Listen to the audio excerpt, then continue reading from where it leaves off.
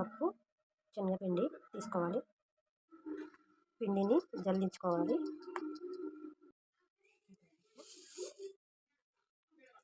2 కప్పుల పంచదార వేసుకోవాలి. 2 కప్పుల ఆయిల్, ఆల్రెడీ 1 కప్పు పోసా, ఇంకో కప్పు ఆయిల్ వేడి చేసుకుంటున్నా మరో స్టవ్ పైన. పాకం అయితే వచ్చింది.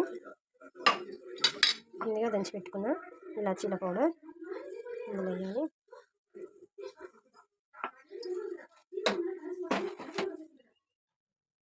శనగపిండిని కొంచెం కొంచెం వేసుకోవాలి. వేసుకొని కలపెట్టాలి. మొత్తం అంతా కలిపేసాను. ఇందులో ముందుగా వేడి చేసి పెట్టుకున్న ఆయిల్ కొంచెం కొంచెము పోస్తూ ఉండాలి.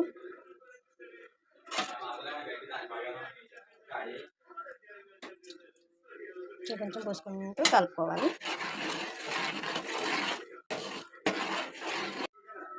ఒక గిన్నెకి ఆయిల్ అప్లై చేయాలి.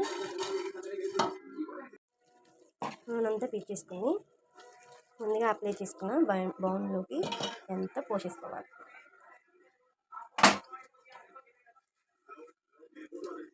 ఓకేనా? బాయండి. పీసులుగా ఘాట్లు పెట్టేసుకోవాలి. బిర్ర అయితే రాదు.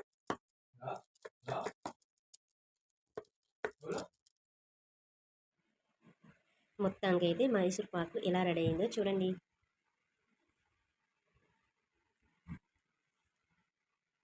ఈ వీడియో మీకు నచ్చినట్లయితే లైక్ చేయండి, సబ్స్క్రైబ్ చేయండి.